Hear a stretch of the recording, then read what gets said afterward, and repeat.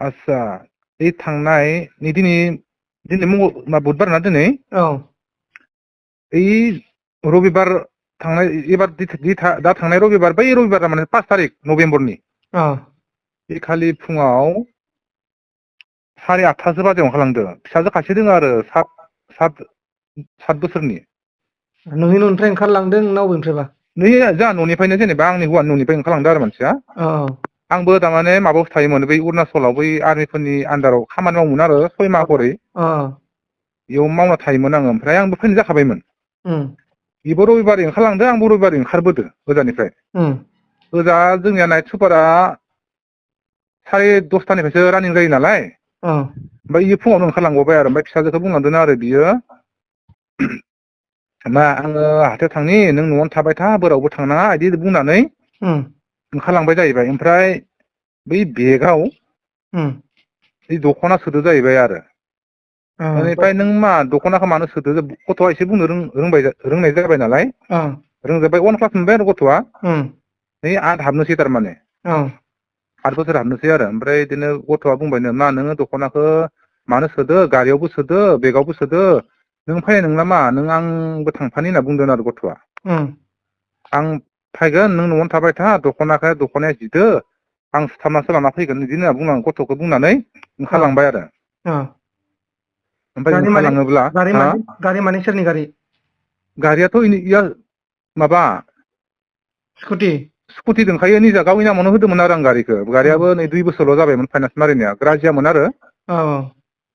बेनि नाम्बारा जाबाय AS14N8329 माबानि आरो स्कुटि गारिखौ लांफादों 125 सिसि गारिखौ बै जेनेबा जोंनि अदालबारि सकआव उम सिनाय हानाय दङ आरो जेनेबा गामिया जोंना एसे भिथोरिया रखम नालाय औ बे भिथोरनिफ्राय न'निफ्राय थांनानैसो जा मेन रडआवसो गाखोहैनांगोन नालाय बे उम सिनाय हानाय न'खराव बिदिनो दोनलांबाय थायो मनिजानि मबा थांबा उम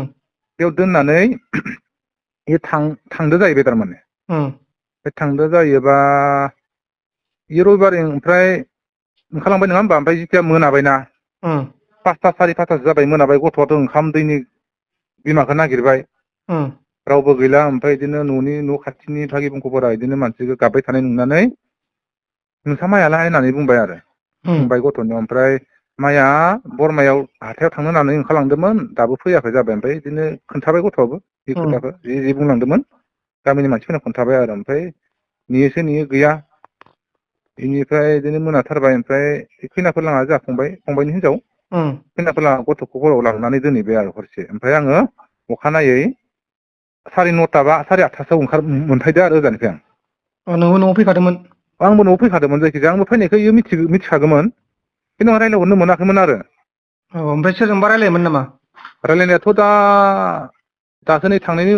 मानसि गैयिनि उनावसो मिथिबाय आं गामिनि मानसिफोरा खोन्थादो सोरदोबा रायलायोमोन होनना बुंदों हिन्दीदोबो रायलायोमोन होनना बुंदों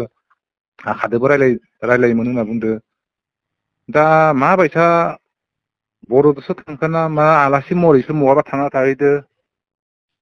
दा आं बुंनो हाया रखम जाना दङ दा मा नाममोनलाय हिनजावनि नामा सनालि बसुमतारि हिनजावनि नामा सनालि बसुमतारि ओमफ्राय नोंना आंनिया जाबाय प्रदिप बसुमतारि गामिया डिस्ट्रिक्टआ बाक्सा डिस्ट्रिक्ट उम नै मुसलपुर गलेंपारा उलुबारि होनना बुङो जों गामिया अ बिदि आरो ओमफ्राय दा नोंनि हिनजावखौ नांफिनगौ जाहैबाय आंथ' दा एकदम नागिरगासिनो दङ नांथारगोन आं मानसिखौ अ जेरावखि ओमफ्राय थाया माने थारमाने फैथारनांगौ आरो मानसिया दा पुलिसनोबो होबाय नामा गोमानायनि आं पुलिसनोबो होनाय जाबाय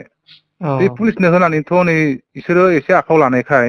उम बिदिनो मबाइल ट्रेक खालामनानै बिदिनो बुंदोंमोन आरो माबा माबि खालामगोन दे जोङो नाजागासिनो दोङो नेथ'बाबो होनना सप्तासेसो नेबायानो जोङो उम बे मानसिखौबो बिदिनो गारि लानानै जों मोख्रा नागिरहैबाय अबेयावसो नागिरहैखो नागिरनायाथ' जा माबायावबो नागिरदों जा गुवाहाटियावबो खनसे थांखांबाय नागिरहैखांबाय मैया लकेसन ट्रेक खालामदोंमोन लकेसन ट्रेक खालामदोंमोन ओमफ्राय दा लकेसन ट्रेकआबो माने रंसो जाहैदों थारमाने रं रखम बिसोर ओमफ्राय बेनिफ्राय लिरना हरबाय नालाय कागज जोंनिफ्राय जोंनि आथियाबारि आउटपस्टनिफ्राय लिरना हरबाय नालाय उम नोंसोर बे कागज लानानै ओजा गुवाहाटिनि नोंसोरो थानायाव हाबनानै बेखौ आंनो रिपर्टखौ हरफिन होमबानो बिसोरो खालामनानै नायगोन होननानै बुंबाय नालाय जों थांबाय आरो गारि रिजार्भ गंसे लानानै उम बेनिफ्रायथ' दा थांनानै जेथिया जोङो माबायो नायदोंमोननो नायनायालाय ओमफ्राय रं जाहैदों थारमाने नों जायाखै थारमाने बिदि जाहैदों आरो बे लकेसनाव गैया जाहैबाय बे लकेसनाव गैया जाहैबाय थारमाने बिदि जाहैदों ओमफ्राय दा बिदिनो दा निउसाव होनाया आंनिया लेट जालांदों आरो दा आं मालाबानो हरनांगौमोन सानदोंमोन आरो आङो ओमफ्राय दा सानबावदो जायखिजाया मा जायो दा गथ' खासे दोङो दालाय स्टेटआ नै 1 क्लासाव फरायनाय UN एकाडेमियाव होयोमोन नै आथियाबारियावनो दा स्कुलावसो लांनो ना आंसो मा खालामनो एकदम इखिबो जाया एकदम मालाय स्टेट जाजोबना दोङो एखे गारि फाइनान्सबो गाव लानाय दोङोमोन दा इबो बोरै जागोन एकदम ओमफ्राय आरो गारिनि कागजखौ लाना थांदो आरसिबो गैया ओमफ्राय गारिखौ खालामदों गारिखौ ओमफ्राय न' खाथियाव मेन रड खाथियाव सिना हानायाव थारमाने आङो गारिखौ मोनबाय बायो होननानै थांदोंमोन आरो बै गंसे स्पेयार थालांदों आरो गद्रेजाव गोदानाव गंनै थायो नालाय स्पेयार ओमफ्राय आं लाना थांफ्लांदों खालि बोरैबा मोनबाय बायनोबो हायो होननानै बेनिफ्राय बिदिनो खनसे थांनायाव सोंहैदोंमोन आं इसानावनो मानसि गैया नालाय फैफिनोसै आङो ओमफ्राय आरो सेकेन्ड सम बोरै मोननिफ्राय फैफिननानै खनसे हाफैबावबाय आरो मानसिफोर दोनखोमालै होननानै ओमफ्राय मानसिबो रावबो गैया इसाबो रावबो थाया नालाय मानसिफोरा खामानि मावो आरो बिजि थायो इसाबो ओमफ्राय एसे सेख्लाखै दावखोनानै जेला नायो खोला सानजाखै नायो लाव सिङाव गारिया दोङो आरो बिदि नुसनना होबाय थारमाने आङो फार्स्ट हाबनायाव नुसनाखैमोन आङो ओमफ्राय गारिखौ लाबासो नोङो बे गारिखौ आङो साबि लांखादोंमोन नालाय ओमफ्राय आङो लाना फैनायसै आरो बे न'नि मानसिफोर रायज्लायनानै नेनानै बे ना दानखायो नालाय मालिक लानानै माबायावनो गलिबिल सकआवनो ओमफ्राय इयाव गारिखौ मोनबाय नालाय ओमफ्राय फैगोन नालाय मानसिफोरजों न'नि मानसिफोर रायज्लायनानै लाना फैनायसै ओमफ्राय बेखौबो सोंदोंमोन ओमफ्राय जोंहाथ' गारिखौ दोनलांबाबो जेनेबा जोंबो लोगो मोना आरो दोनबायखाबाय थायो आखि फिसि इल' दोनलाङा नोंसोरनाल' दोनलाङा बुहुत मानसि दोनलाङो जोंहानाव इबायसा बुंहरनायसै आरो मालिकआबो जोंनि बर' मानसियानो ओमफ्राय दा इसाखौबोथ' जेबो बुंनो हाया नङा होमबा ओमफ्राय दा साइकेल लानाया थाबोदो आरो आं साइकेलजों थांदोंमोन नालाय न'निफ्राय साइकेलखौबो दाबो लायाखै आङो नै 5 थारिखआव दोनबोनायानो बिदि जाना होदो आरो नोंथांनि हिनजावखौ लुगैफिनो जाहैबाय जेनेबा मोनबाथाय सोरखौबा आंथ' दा एकदम नांथारगौ थारमाने आङो दा मानसिखौ जेरावखि थाया माने फैथारनांगौ आरो दा आं इखिबो जाया आंथ' इखौ बुवाखै आंथ' बुखानाया जायानो किसुमान खोथाखौ ओरैनो आं बुजायनाय बाजिनो किसुमान बुङो आरो जेनेबा मोनसे खोथाखौ माने धरक माने बोरमा हैनो खोन्थाबा थारमाने बोरमाखौ एगारोब्ला जोंनि खाथि खालायाव थारमाने बारिफोरा गुवार गोजा नालाय बेराखौ दुमा बेसे दुमनो गुवारद्राय नालाय खिबो जाया ओमफ्राय जोंहा बोरमाखौ एगारो आरो सोरबाबो एगारो जों गामियाव एगारोबा ओमफ्राय आं हिनजावखौ बुङो आरो